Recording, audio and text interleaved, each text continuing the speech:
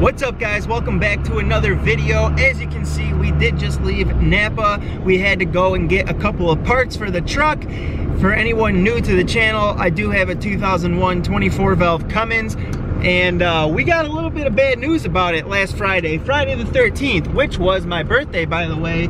Was not the best Friday the 13th or birthday. I mean, I can't say it was bad because it was still a good day, but we did send the truck to the shop and we did get some bad news back about it. And I don't know, I wouldn't call it horrible news, like too bad of news, but there's just some stuff that's got to get done, and we are going to go over that when we get back to the house. But in the meantime, I think I'll just enjoy this beautiful weather that we have in New York.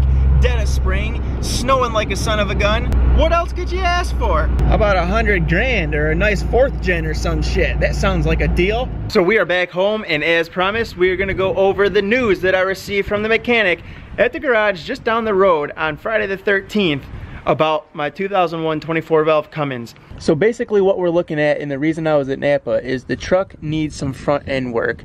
The guy's telling me that it needs a new pitman arm, which is, for anyone who does not know, that right there is the pitman arm. He says that it's bad. I don't know 100% how much I believe him.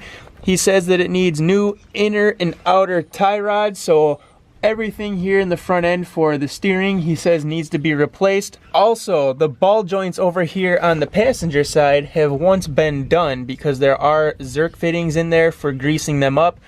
But the ball joints over on the driver's side have not been done. There are no grease fittings in them. So I don't know how old those ones are, if they've ever been replaced, or if somebody replaced them with just to seal the unit. But I don't know why there's two different sets of ball joints in the truck. If you're gonna do ball joints on a truck, why not just do both sides? Now I understand if you can't do it yourself and you're having a shop do it, it's expensive, but it still makes sense to do both sides rather than one, because you're gonna have to do the other side at some point anyways. So basically what I've done is ordered all these parts in, and they should be here tomorrow from what I see. I did get an email notification earlier.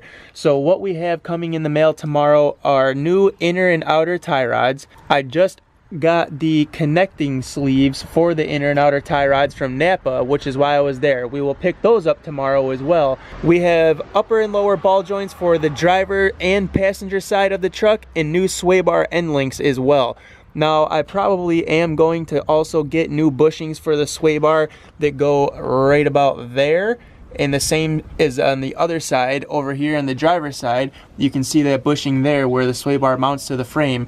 I'll probably get new bushings for that, and I'm gonna look at the pitman arm as well and see if I need to order one of those and get that shipped to the house. Also, what I do have coming for the truck is indeed a new track bar, but I don't know if I'm gonna use that new track bar, because if I'm gonna put a new track bar on the truck, I do not want to replace it with the stock one that's on here. So the track bar is up in there behind the tie rods, and it's the bar that goes, it's behind your tie rods, and it basically runs with your front axle, and then has the curve where it goes up into the frame. It curves up with the frame and around the front differential. So I don't know if you can see that bar that's back in there that curves up kind of with that cross member underneath your oil pan, and it's on top of or above where your front differential cover is. That is the track bar.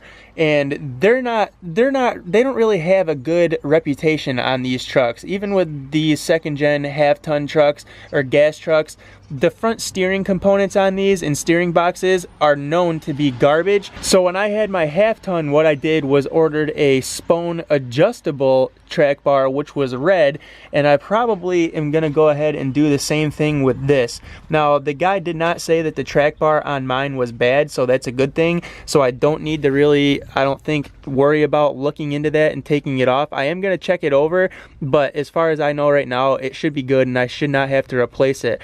So I got time. I'm gonna do the inner and outer tie rods. I'm gonna attempt to get the ball joints done, but I don't know. I don't know how well these hub assemblies will come apart. They are known to be a pain in the rear end to try and separate these front ends and be able to get the knuckles apart and get the hub out so that you can get to the ball joints and press them out. You do have to slide out the axle shafts, and speaking of the axle shafts, it's a good time to do the U-joints when you're in there getting that done, or if you're having the ball joints done.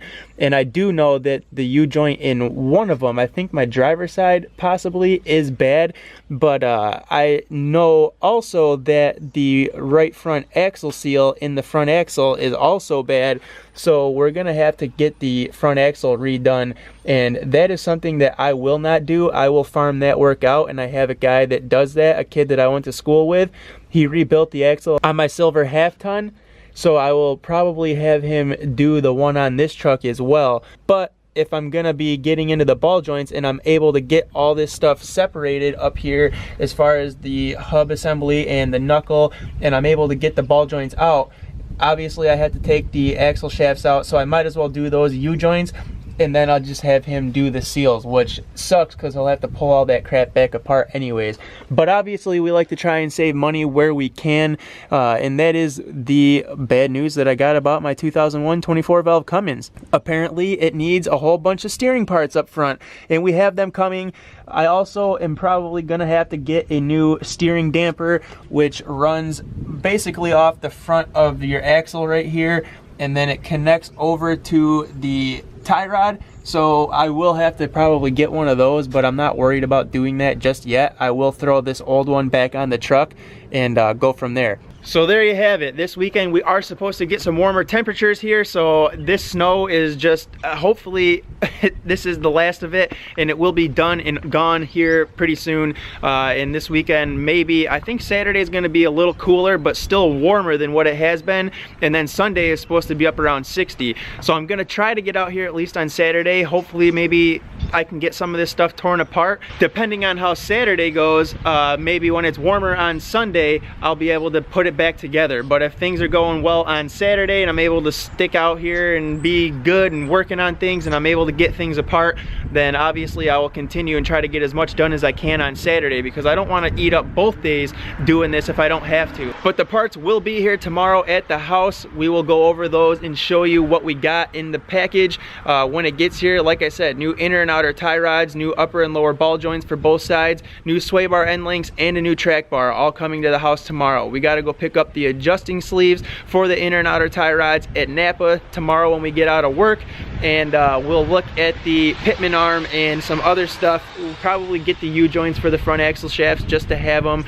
in case we are able to separate everything up here on the front end and do those ball joints. That way we'll be able to do the U-joints in the axle shafts themselves also. So that's the game plan as of right now. Hopefully we can get some of this done. At the very least, I'd like to get the steering stuff done as far as the tie rods and stuff like that, because my truck is due for inspection. And funny, oddly enough, ball joints are not on the inspection list, so that's not a super pressing issue, and they're not bad enough to the point where I'm in jeopardy of having things fall apart. And it is just the driver's side that really need to be replaced right now, but we do have a little bit of time, so we can work on that a little later once we definitely have better weather, because I know that's probably going to be a time-consuming deal. But that's going to do it for me. This is where I sign off and say sayonara. If you guys could please do me a favor on your way out and hit that like button, and if you're stopping in for the first time, press the subscribe button and join in on the family, join the community, the fun, see what we got going on in my 2001 24 valve Cummins, because there's it's never ending, man. There's plenty of stuff to happen and be done with this truck, and I will see you guys in the next video. Peace.